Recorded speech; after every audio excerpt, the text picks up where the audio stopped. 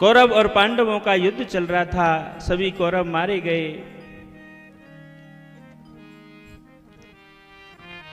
भीम ने दुर्योधन की जंगा को तोड़ दिया है, कुरुक्षेत्र में पड़ा है।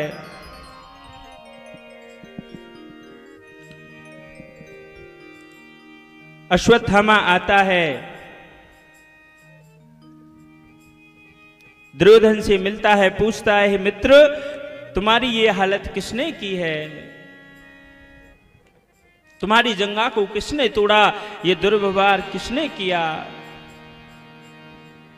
दुर्योधन कहता है, मित्र मैं आपकी मित्रता उसी में समझूंगा कि आप पांचों पांडवों को मार करके आइए।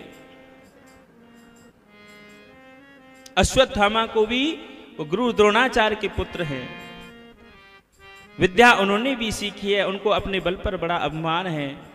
दुर्योधन से कहते हैं, ये कौन सी बड़ी बात है, मैं अभी जाता हूं और पांचों पांडवों को मार करके आता हूं। लेकिन जिनका रक्षक गोविंद हो, जिनका रक्षक कन्हैया हो, उन्हें कोई क्या मार सकता है? कोई उनका बाल बांका क्या कर सकता है?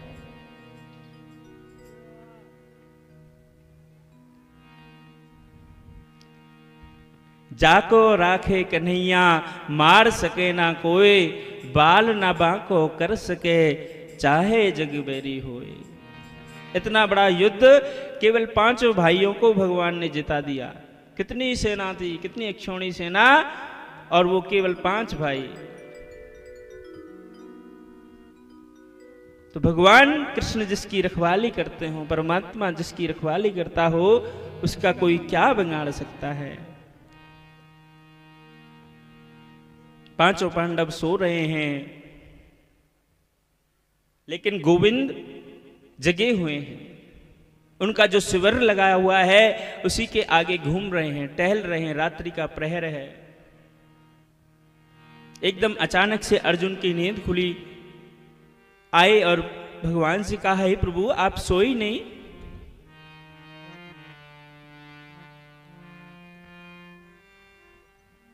कन्हैया ने व्यंग कसते हुए अर्जुन से कहा, हां तुम्हें नींद आ रही है? अर्जुन भी कहते हैं, हाँ प्रभु हमें तो बिल्कुल निश्चिंत होकर के नींद आ रही है। जिसने अपने जीवन की बागडोर आपको सौंप दी हो, उसको क्या चिंता हो सकती है? हम तो निश्चिंत होकर के सो रहे हैं। कृष्ण कहते हैं, अर्जुन तुम्हें इस स्थान पर नहीं सोना चाहिए, यहां से चलिए। और पांचों पांडवों को लेकर के भगवान वहां से चले जाते हैं उस शिविर से। लेकिन पांचों पांडवों के बालक सोते रह जाते हैं। अश्वत्थामा आता है, उन्हें पांडव समझ करके और सोते हुए बच्चों के गले को काट करके और दुर्योधन के पास ले जाता है।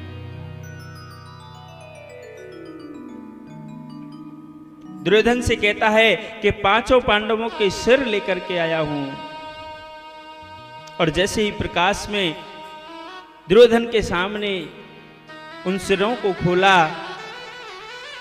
तो दुर्योधन भी आज रोने लगा है। इतना निर्दयी है दुर्योधन, लेकिन आज वो भी रोने लगा है कि मित्र मैंने तो तुझे पांडवों को मारने के लिए भेजा था, तू तो उनके पुत्रों को मार करके आ गया। हमारा वंश तो खत्म हो ही गया था, तूने तो पांडवों के भी वंश को खत्म कर दिया। ऐसे रोते रोते दुर्योधन जमीन पर गिर पड़ा और उसका प्राणांत हो गया। जैसे ही पांडवों को पता लगा, द्रौपदी को पता लगा कि हमारे पांचों पुत्र अश्वत्थामा ने मार दिए, द्रौपदी बार बार विलाप कर रही है, कुरई की भांति करुण कर रही है। जिसके 5-5 बालक मार दिए जाएं, सोचो उस माता पर क्या बीत रही होगी। द्रौपदी भारी विलाप करती है, क्रंदन करती है। अर्जुन प्रतिज्ञा लेते हैं कि हमारे पांचों पुत्रों को मारने वाले को मैं जीवित नहीं छोड़ूंगा। वो आकाश पाताल में कहीं भी छुपा होगा, आज मैं उसे जीवित नहीं छोड़ूंगा।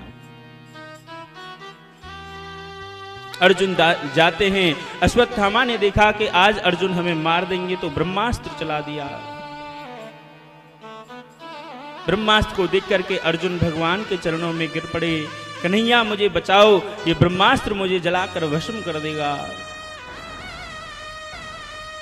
भगवान ने कहा कि आप भी अपना ब्रह्मास्त्र चलाइए। कभी कांटे की औषधि कांटा ही होता है, कांटे से ही कांटा निकाला जाता है। अर्जुन ने भी अपना ब्रह्मास्त्र चला दिया। दोनों ब्रह्मास्त्र आपस में टकरा करके शांत हो गए।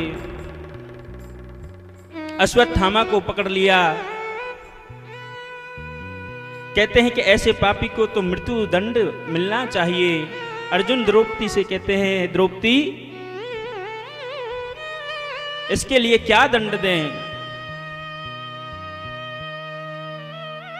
अब द्रौपदी के मन में करुणा आ गई, दया आ गई।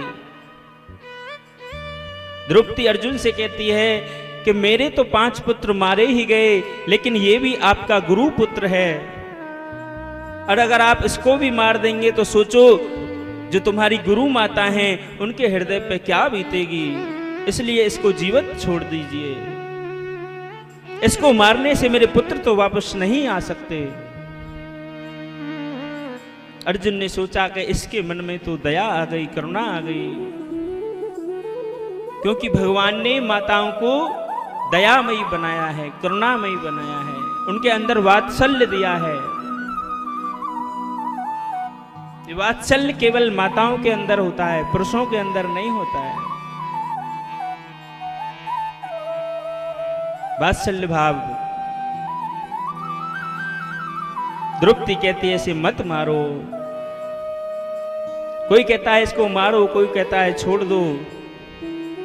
भगवान कृष्ण की तरफ सबने देखा तो कृष्ण ने कहा ना तो इसको मारो ना इसको जीवित छोड़ो।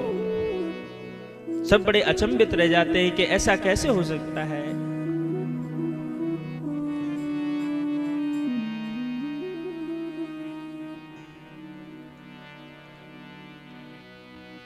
अश्वत्थामा की मणि निकाल ली, उसकी आधी दाढ़ी मोछ मूड़ दी और उसको पूरे नगर में होकर निकाल करके उसको अपमानित करके छोड़ दिया।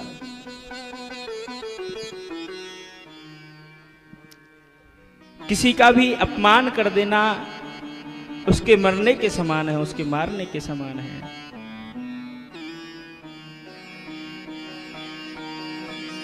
अब उसको जीवित छोड़ दिया। उसको तो एहसान मानना चाहिए था पांडवों को कि कम से कम मैंने उनके 5 पुत्रों को मारा, फिर भी उन्होंने मुझे जीवित छोड़ दिया। लेकिन उसके मन में ईर्ष्या आ गई, जलन आ गई, ईर्ष्या का भाव आ गया और उसने प्रतिज्ञा की कि मैं पांडवों को निर्वंश करके मानूंगा। तो उसने ध्यान से देखा कि पांडवों में जो उनका पुत्र है अभिमन्यु वो मारा गया, उसकी जो पत्नी है उत्तरा, उसके गर्भ में एक बालक है। और उसने ब्रह्मास्त्र का संधान किया और उत्तरा के गर्भ की ओर चला दिया। मनुष्य के जीवन में जब ईर्ष्या रूपी द्वेष जलन जब पैदा होती है तो बड़े से बड़ा पाप करा देती है। ब्रह्मास्त्र को आते देख उत्तरा